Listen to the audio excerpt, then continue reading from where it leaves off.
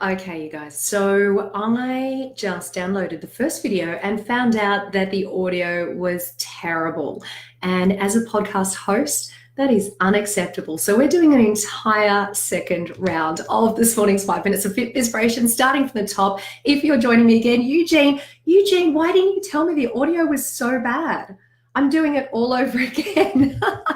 So guys, to explain, I've just come back from the States, didn't plug my microphone in, was relying on the mic on the computer, and it was shocking. So Eugene, you've got to do me a favor since you're online. Is this audio better? Give me a thumbs up if this is better than the first time round, because that was unacceptable first round. Okay, guys, so we're going to get stuck into it all over again. For those of you that are joining me for the second time, welcome back. And hopefully we pick up a few new viewers along the way. It was good for you. It was terrible on my end, so we're just going to do it all over again. So guys, welcome along to 5 minutes of FITBIZPIRATION. Today I'm going to take you through the 4 things that you must do before you start your online personal training business. Now, today's episode of 5 minutes was actually inspired by James Breese. He was our special guest on show 193 of the Fitness Business Podcast, where he breaks down the step-by-step process to getting started as an online PT.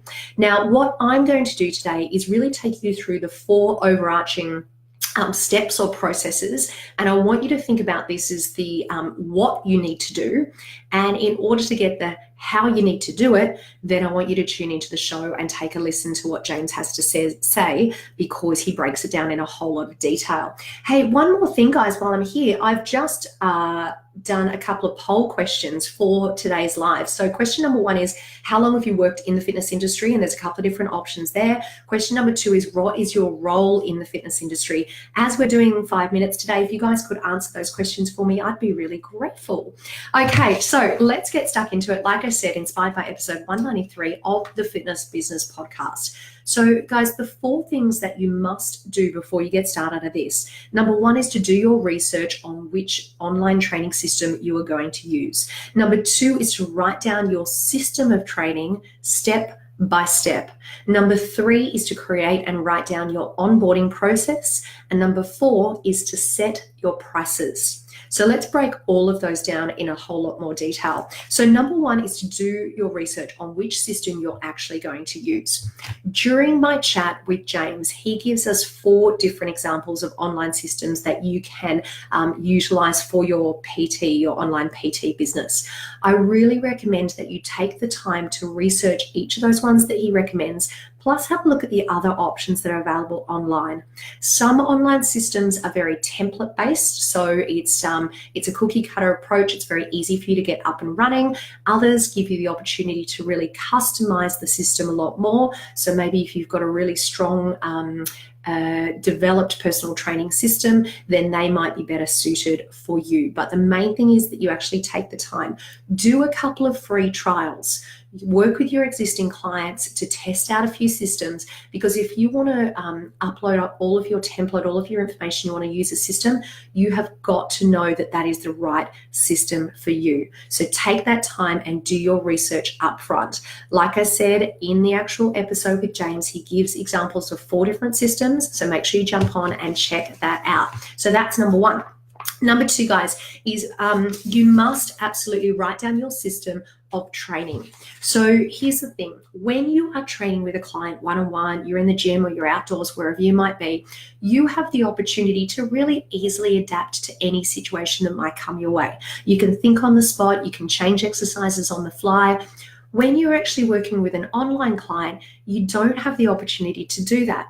So it's absolutely vital that you set yourself up and you set up all of your training systems in advance of sending out the programs to your clients and to uploading those programs into the system. So things like mini workouts, mini assessments, maybe flexibility, mobility tests, they're all the type of things that you actually want to set up well in advance and know exactly what they look like, so that your client can actually work their way through each of those systems when they're working with you online. So that is number 2, to set up your system of training well in advance.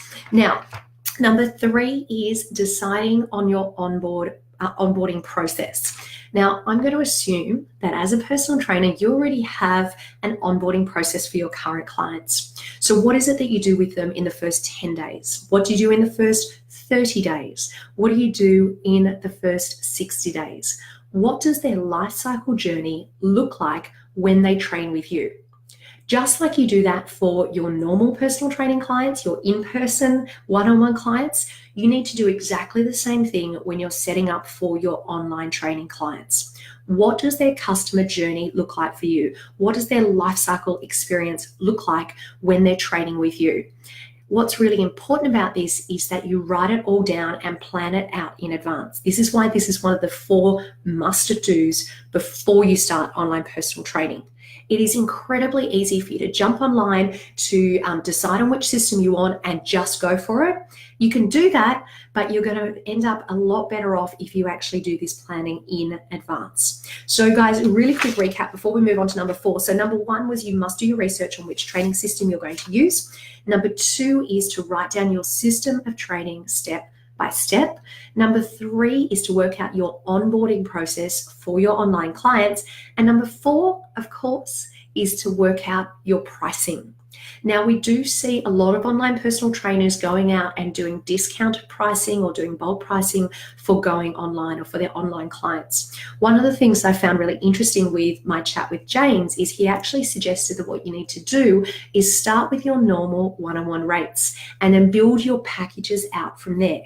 They're still getting an amazing service. They're still getting that time and that attention and the programming from you. So think about how you can utilize your existing rates and build out your sessions from there. So that's pretty much it. I'm checking my notes to make sure I haven't missed anything along the way. There is one little thing I did want to mention, and that is this. One of the recommendations that you will hear in the show is that once you have your program up and running, or once you've actually set up your system for the very first time, utilize your existing one-on-one clients to actually test out that programming. So they're used to working with you. So grab those clients and get them to actually walk their way through the online training system. Make sure that they understand how to use it. Use them as a bit of a sounding board to see whether or not the instructions that you give are really clear, if the programming works, if the frequency of contact works. So utilize those existing clients, because what James says is that you will quite often be able to get your first online clients from your existing personal trainer client base. They're the ones where you're going to actually start the business. So guys, I hope you enjoyed that today. JT, good morning. I hope you enjoyed that episode of 5 Minutes of FITBIZPIRATION today, guys. Remember, you've got 2 actions. Number 1 is if you want the direct link to the detail of that episode, I want you to write 193 in the comments below, and I'm going to send you through a direct link. Number 2, if you want to get your hands on a free ebook of how to set up your online personal training business, then I want you to write ebook in the comments below. And the second that hits our website, I'm going to make sure that you get a copy of that free ebook. They are your 2 actions for today, guys.